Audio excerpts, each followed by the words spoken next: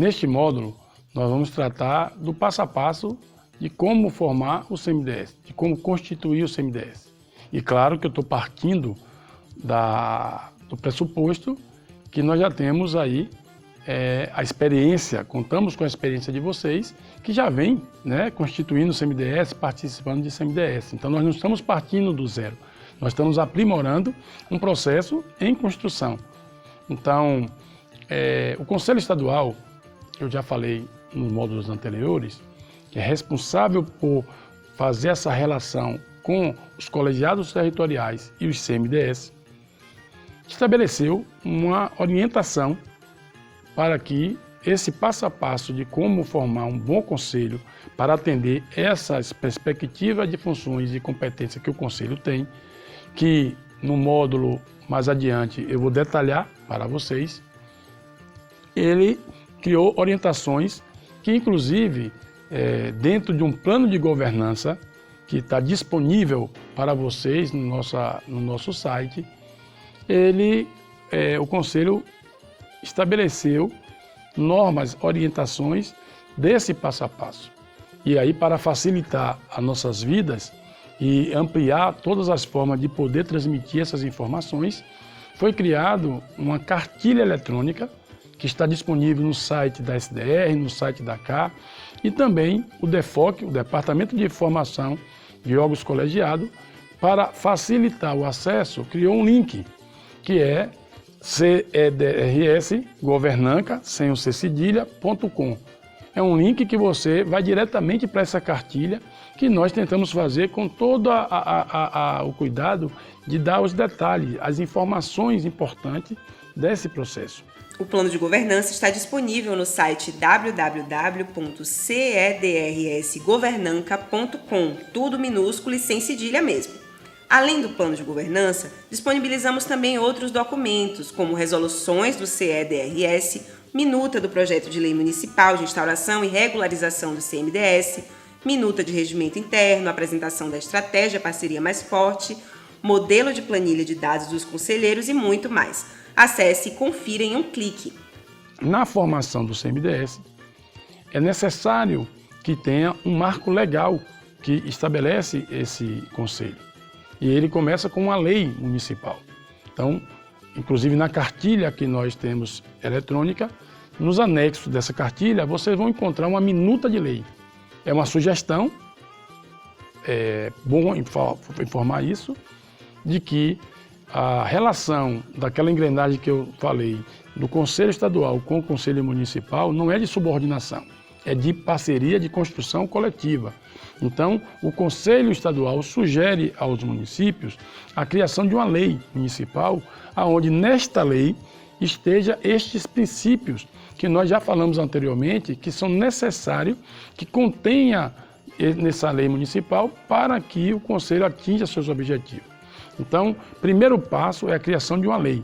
Nessa lei, vai estar lá contendo qual é a competência desse conselho.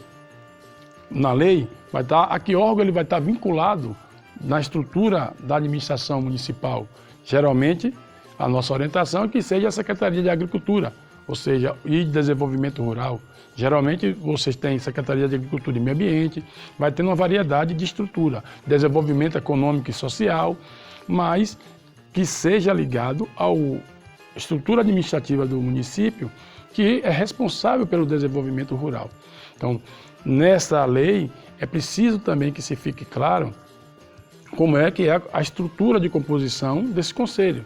Então, na minuta de lei que está disponível, você tem a plenária, que é a composição geral de todos os conselheiros e conselheiras, e tem uma diretoria, que dentre os conselheiros que são titulares, é composta essa diretoria.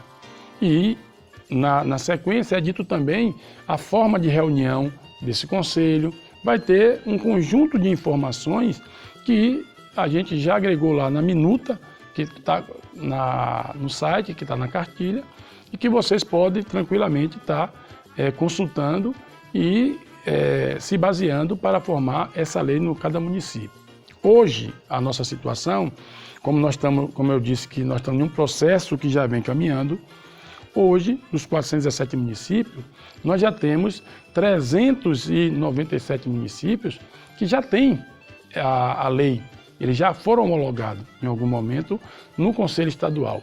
Então, atualmente, o que nós precisamos fazer é fazer a atualização dessa lei, fazer os ajustes a partir das experiências que, ao longo dos anos, a gente vem construindo. Esse processo, inclusive, aqui na Bahia, ele teve um momento importante ali em 2011, porque nós tínhamos no município, naquela ocasião, ao menos 3 espaços de governança discutindo o rural. Nós tínhamos os FUMACs, que era um conselho ligado a um programa que a CAR conduzia, que era o programa Produzir. Nós tínhamos aí os Conselhos Municipais de Desenvolvimento Rural Sustentável, que foi ali logo quando se criou o MDA, se criou um processo, mas era voltado para os municípios que tinham o IDH mais baixo. Então nem todos os municípios da Bahia tinham CMDRS. E tinha também, ali em 2003, os Conselhos do Combate à Fome, né? Aqueles conselhos que se debruçou para o programa de combate à fome, chamado Fome Zero. Então, nós tínhamos 3 espaços. Então, em 2011, houve uma unificação e o conselho daquela época emitiu uma cartilha, que foi agora, nesse processo que nós estamos vivenciando. Todos vocês acompanharam, né? A campanha Conselho para Valer, que partiu de uma resolução do Conselho Estadual. Então, em fevereiro deste ano de 2021, o Conselho Estadual emitiu uma resolução dizendo, vamos retomar o processo de fortalecimento dos conselhos municipais e estabeleceu alguns passos para esse processo. E dentro desse espaço tem esse fortalecimento da lei que cria o CMDS. Criado a lei do CMDS, a secretaria a qual o conselho vai estar vinculado, entendendo aqui um ponto importante desse processo. Os conselhos são órgãos auxiliares da administração. Então, existe uma dúvida nesse processo legal do caráter do conselho. O conselho é independente, o conselho é autônomo, então é muito importante entender que o conselho ele é um órgão auxiliar da gestão pública municipal. Então, ele não é independente, ele não é solto, mas ao mesmo tempo ele é autônomo, ou seja, o conselho na lei ele tem autonomia para formular a sua política, formular o seu plano de ação, porque, inclusive, um dos papéis do Conselho é fiscalizar a gestão pública, é fazer justamente o monitoramento das políticas públicas. Por isso, ele precisa ser autônomo. Então, a lei, ela guarda esse caráter. Uma vez a lei tramitando na Câmara Municipal e sendo aprovada, já vamos passar para a implementação da lei. E como é que se dá essa implementação da lei? Então, na cartilha, e eu já falei aqui anteriormente, no módulo anterior, é preciso olhar a diversidade, a legitimidade, a pluralidade. Então, a secretaria a qual o Conselho está vinculado, ela deve convocar o conjunto da sociedade, dos atores que atuam no município, para poder fazer uma reunião de definição. De definição de quê? Qual o tamanho do Conselho? Na minuta de lei que o Conselho Estadual sugere aos municípios, nós tivemos o cuidado de não definir tamanho de conselho. Nós sugerimos que um conselho, por menor que seja o município, a sua população, que o tamanho deve também estar vinculado ao tamanho da população e também à sua diversidade, né, que contém os atores que atuam no desenvolvimento rural daquele município.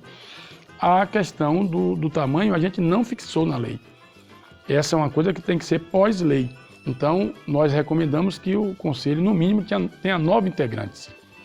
E aí, respeitando o princípio da proporcionalidade, que a gente pode, mais à frente, mergulhar mais a fundo. No momento do passo a passo, a gente precisa ter uma reunião onde vai definir o tamanho do Conselho, e esse tamanho do Conselho, definindo aí quem são os órgãos públicos que vão compor, e é muito importante que nesse momento a gente realmente trate de definir quais são aqueles órgãos públicos que, além de importante, têm atuação. Porque não adianta você botar um órgão público, vamos botar um Banco do Brasil, é um órgão público federal importante para o processo do desenvolvimento, porque trata do financiamento, mas o banco não tem gente suficiente, não vai poder participar da reunião. Então não adianta botar o Banco do Brasil na composição como órgão público, porque você vai ter um ator que não vai estar participando, o que vai prejudicar, inclusive dificultar o quórum da reunião. Então é muito importante neste momento vocês estarem preocupados em definir bem quais são os órgãos públicos. A gente recomenda que pelo menos a Prefeitura, a Câmara de Vereadores e a representação do CETAF, do Serviço Territorial de Apoio à Agricultura Familiar, possa estar presente. Esses 3 representantes, porque Câmara, Prefeitura e Câmara são representantes natos do Poder Público Municipal. E o CETAF é o link que junta o Estado a participar desse importante espaço de governança que é o CMDS. E aí vem a outra parte que também é uma parte importante e mais desafiadora quando nós falamos de participação social, porque é onde tem a maior diversidade que precisa ser contemplada no Conselho. Então, lá nessa parte de definir quais são as entidades da sociedade civil que vão participar, é importante definir a quantidade e quem são essas entidades. E nessa hora, a gente tem que entender que se o CMDS ele é representativo, a gente deve pensar que ele deve ser composto de associação de assentamento, associações comunitárias, que é o que mais tem nos conselhos, nos municípios, né? São diversas associações, vocês que estão aí ouvindo e estão morando aí no teu município, você sabe que geralmente o município tem 30, 20, 40, 50 associações. Mas são associações que atuam na mesma base social. E aí é importante que a gente diga, se no município tem uma área quilombola, é importante que uma associação quilombola esteja. Se no município tem assentamento rural, é importante que tenha uma associação do assentamento rural. É importante que tenha a juventude participando desse processo. É importante que as mulheres, metade da população ou um pouquinho maior, é a quantidade de mulheres. Então, se a gente quer que o Conselho seja representativo, a quantidade de homens e mulheres é super importante. Nós sugerimos a paridade. Né? Se vai ter aí metade de homens, metade de representantes de mulheres. E isso nos diversos segmentos, tanto no órgão público quanto na sociedade civil. Uma outra questão dentro desse processo é essa proporcionalidade definida às entidades, inclusive tem alguns artifícios que nós sugerimos que vocês pensem, levem em consideração na hora de montar essa composição. Então nós sabemos que dentro do município a dificuldade é como você conseguir espaço para todo mundo. Então tem 2 artifícios que nós sugerimos. Primeiro artifício é, em vez de você botar titular e suplente da mesma entidade, vocês podem decidir de botar o titular de uma entidade, o suplente de outra entidade. Vamos tomar como exemplo um CMDS que estabeleceu que vão ser 9 conselheiros, o total do conselho. Então nós teremos 3 vagas aí para a sociedade civil. Se nós usarmos esse artifício de botar o titular de uma entidade e o suplente de outra, nós teremos 12 vagas ao invés de 6. É um artifício que você pode usar. Um outro artifício que vocês podem usar é justamente as câmaras temáticas, que é um assunto de um módulo mais adiante, mas que é um artifício de se fazer. Você vai criar uma câmara temática para trabalhar assistência técnica, uma câmara temática para trabalhar aí a questão da agroindustrialização. Então, entidades que não fazem parte do Conselho, não tem nenhum impedimento que ela faça parte da Câmara Temática. E ao fazer parte da Câmara Temática, é como se fosse uma escola de preparação para lá na frente, quando houver a renovação do mandato do Conselho, porque o Conselho ele pode ficar por 2 mandatos, né, consecutivos, e depois ele precisa ser renovado, para oxigenar esse processo de participação, para dar espaço à diversidade, a integrar os atores diversos do município. Então, fazendo a Câmara Temática é um artifício que você amplia a possibilidade de participação. Então, uma vez cumprida essa etapa, definir o tamanho do Conselho, respeitando a proporcionalidade entre poder público e sociedade civil, garantindo o máximo de representatividade, o Conselho ele precisa que as entidades e órgãos que foram definidos enviem ofício, né, se comprometendo e dizendo quem é o meu representante, se for titular e suplente, se for titular de uma, suplente de outra, cada uma tem que mandar um ofício, a Prefeitura também tem que fazer isso, a Câmara também tem que fazer isso, oficializar para a Secretaria de Agricultura ou a responsável pelo Conselho, a que o Conselho está vinculado, e é feito uma relação enviado para o gabinete da prefeitura para que o decreto municipal de nomeação possa acontecer.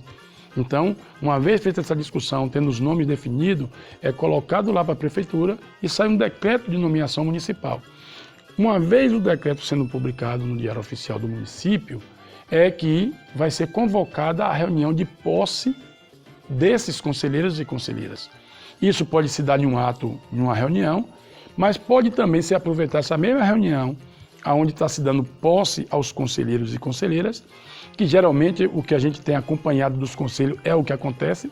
Na mesma reunião que deu posse aos conselheiros e conselheiras, também se elege a diretoria executiva, que na nossa sugestão, por se tratar de um conselho que não vai estar mexendo com dinheiro, com grande circulação de recursos, ou um processo administrativo muito burocrático, nós sugerimos que a diretoria seja composta de um presidente, de um vice-presidente e de um secretário ou secretária, e ser suplente. Então, 4 pessoas dá conta tranquilamente de poder fazer a gestão, até para a gente poder não sobrecarregar tanta gente nesse processo de gestão do conselho. Então, escolhido a diretoria, possado os conselheiros, esse conselho ele se debruça com o regimento interno, que é a regra que funciona. E aí, mais uma vez, relembrando que no nosso estado, a maioria dos municípios já tem conselho, já tem lei, já tem regimento. Então, o que é que vai precisar fazer? Só ajustar o regimento. Igual a minuta que nós sugerimos da lei, também tem a minuta do regimento interno, que ajuda nesse processo de aperfeiçoamento. Mas isso, nós, cá no Conselho Estadual, temos o amparo do Departamento de Formação de Órgãos Colegiados para poder fazer este processo que nós estamos aqui agora fazendo com vocês, discutindo e acompanhando, e junto com o CETAF, Serviço Territorial de Apoio à Agricultura Familiar, fazer essa comunicação permanente, se tratando que é um processo que vai ser construído dia a dia, essa relação, ela ser uma relação permanente. Inclusive, no próximo módulo, nós vamos falar um pouco sobre a estratégia que nós estamos adotando de formação, mas também de comunicação, que é um assunto muito importante para manter esse elo de ligação entre o Conselho. Um detalhe, não é necessário para o Conselho Estadual registrar a ata dessa eleição de posse e diretoria em cartório. Hoje os cartórios foram privatizados, o custo aumentou muito desse processo judiciário de registro de documento para o Conselho Estadual, se tratando que tem uma lei e que do município que reconhece o CMDS, nós não exigimos que as atas sejam registradas em cartório. Ela precisa ter quórum na sua reunião, a gente precisa ter a diretoria assinando as atas, ela ser redigida de forma muito clara, inclusive que é um dos conteúdos também que nós vamos tratar nesse processo de formação, que é como redigir uma boa ata. Então se ligue, continue com a gente nesse curso, porque nós temos muito a passar para vocês, para a gente aperfeiçoar esse processo.